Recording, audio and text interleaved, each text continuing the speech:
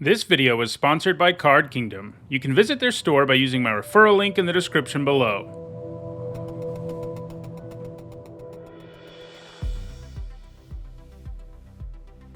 Hi everyone, I'm Nitsa Hone, and it's time for another MTG Top 10, the series where I usually rank cards based on their historical performance and Magic's highest level of competition.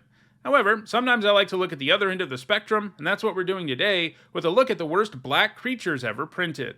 While the cards that appear on this list and the order in which they appear is left up to my own opinion, there are some important things that have to be true about a card for it to show up on the list. First, it has to be bad in Magic's three main play modes, that is, 40 card limited, 60 card constructed, and 99 card commander. Additionally, the card has to have always been bad. In other words, for a card to truly be considered one of the worst ever, it has to be bad everywhere and throughout all of Magic's history. To be eligible for this list, a card had to be a creature with a mono-black identity. There were 2,223 cards eligible for the list, and in this video, I'll give you my picks for the 10 worst of the bunch. At number 10, it's Merc Dwellers. This 2/2 costs 3 generic and a black, and when it attacks and isn't blocked, it gets +2/+0 until end of combat. The starting stat line is absolutely terrible, and the ability doesn't really do anything to make up for that. Even if Merc Dwellers were a 4-mana 2/2 that gained +2/+0 anytime it attacked, it wouldn't be good.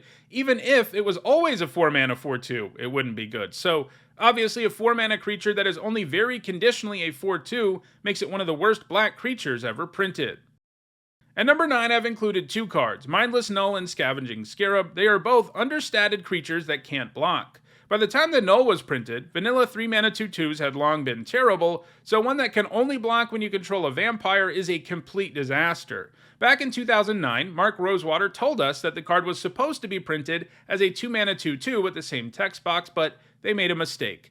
That still wouldn't be a good card, of course, but Spineless Thug and friends are still good enough to avoid making this list, and the Null wouldn't be here either if it was 1 mana cheaper. By the time Scavenging Scarab was printed, a vanilla 4-mana 3/3 had also long been a bad creature, but the Scarab can't even block. For both of these, unlike a lot of other creatures on the list, they can't even trade that easily for opposing creatures, as the inability to block really limits the functionality of cards that already have bad stat lines.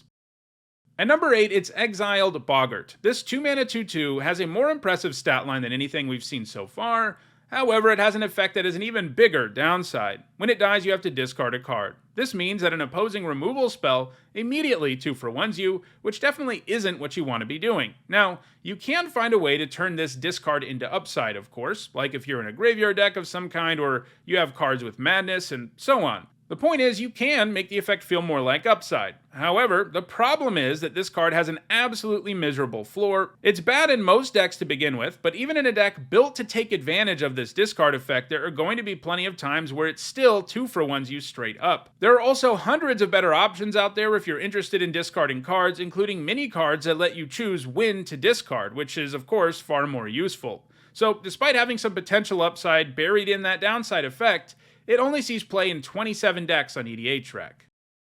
At number 7, it's Spiteful Bully. This gives us a really good stat line. 1 generic and a black for a 3/3 is an impressive stat line even by today's standards, but the downside here is even more colossal than Exiled Bogart's. At the beginning of your upkeep, it does 3 damage to target creature you control. This means, for example, that if Spiteful Bully is alone, he punches himself in the face and goes to the graveyard. Basically, even though it costs 2 mana, it doesn't really matter because you have to set up a board state where the bully isn't completely terrible first, and that takes some doing. Basically, you need creatures with more than 3 toughness or sacrifice fodder of some kind, and once you have that going on, the bully's ability can be minimized. But guess what? It's still going to feel like downside most of the time. One of the sillier things you can do with the bully is combine it with creatures that like to get damaged, like Stuffy Doll, but that's a ton of setup for a card that is a complete dud in any other situation.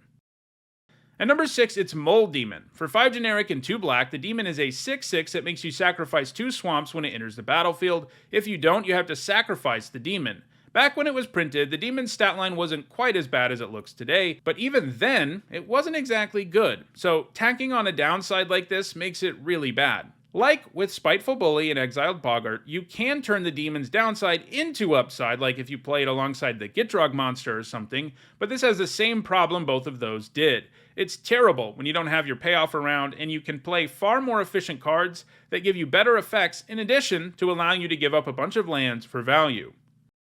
At number 5, it's Veldrain of Sengir. For 5 generic and 2 black, Veldrain is a 5/5. That's a horrible starting point, and of course, you're going to need some nice abilities to make up for that. Veldrain of Sengir definitely doesn't make up for that because its only ability allows you to pay 1 generic and 2 black to give Veldrain Forest Walk and -3/-0 until end of turn. This means in many matchups, Veldrain is a vanilla 7 mana 5/5, which itself is miserable, and then even against opponents that have forests, it isn't exactly like Veldrain is putting the fear of God into them, since it can only hit for 2 at a time when it gains Forest Walk. Even if Veldrain always had Forest Walk, it would be a bad card, and not only do you have to pay mana to give him Forest Walk, you have to lower his power. In other words, this has a horrible baseline, and then even in the situation where it's supposed to be at its most effective, it's still awful. At number 4, it's Nameless Race. Like Veldrain of Sengir, this is a color hate card that is terrible even in its ideal situation, and it's even worse than Veldrain in the fail case. For 3 generic and a black, Nameless Race is a star creature with trample, and when it enters the battlefield you can pay any amount of life except you can't really, because you can't pay more life than the total number of white non-token permanents your opponents control, plus the number of white cards in their graveyards.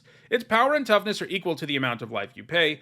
In other words, this does stone nothing against non-white decks, and even against white decks, the limitation it puts on its size, plus the fact that you have to pay life for it, really make it an ineffective way to hate on your opponent. The fact that it's limited to non-token permanents is especially painful, because that might be the only kind of situation where Nameless Race starts to get interesting. After all, white really likes to make tokens. Fun fact, Nameless Race is the only creature in the game that has no creature type at all. I know it has one here on the original card, but the current Oracle text gives it no type, and that's some pretty cool flavor at least.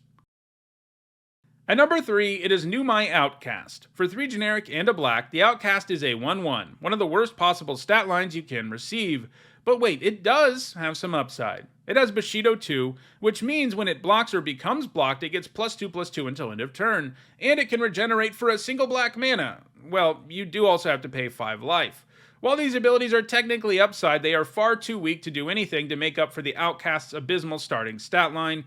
Sure, as a blocker it can be kind of a pain, since it can kill things with 3 toughness and you can regenerate it, but having to pay 5 life for that regeneration really puts a cap on how many times you can feasibly do it. Then, as an attacker, it's just terrible, because your opponent is just going to take 1 at a time, so no matter how you use Numai Outcast, it's likely to make you lose a damage race, and that makes it almost entirely worthless. At number 2, I've got Reclusive White. It has the same cost as Numai Outcast and a much better stat line. I mean, a 4 mana 4/4 is a very respectable starting point, but I think the downside is so bad that it's even worse than the Outcast. During your upkeep, if you don't control any other non-land permanents, you have to sacrifice it.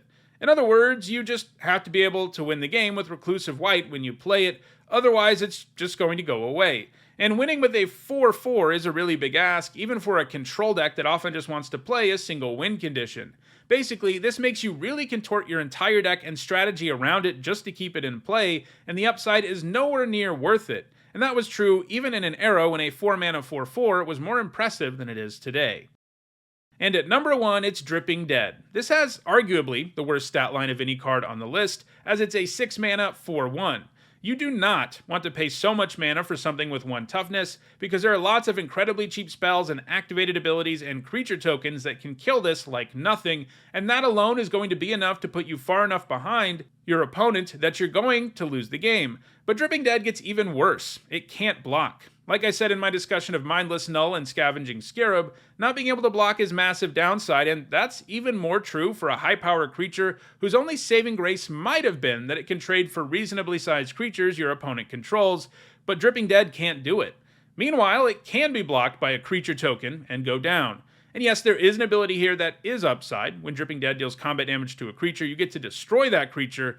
But again, being unable to block really limits how useful that ability can be. You can, of course, slap a lure effect on it, which can potentially be really funny and powerful. But like other cards on this list, the fact that this has some potential in an ideal situation isn't enough to offset just how terrible Dripping Dead is in 99.9% of situations. That's why I think it's the worst black creature ever printed. So those are my picks for the 10 worst black creatures. If you want to own any of these cards, because maybe you're trying to put a cube together using only cards that appear on my worst lists, check out the description, where you can find a direct Card Kingdom link for each card that appeared in the video. If you like this video, please like it and share it so that others can enjoy it too. If you want to make sure you catch future videos, don't forget to subscribe and turn on notifications. If you want to catch up on past MTG top 10s, including many more that look at the worst cards in the game, you should see a playlist on your screen shortly. And lastly, if you want to go the extra mile in supporting me and the channel, you can do that by becoming a channel member or a patron. You can find ways to do both of those things in the description. Thanks for watching.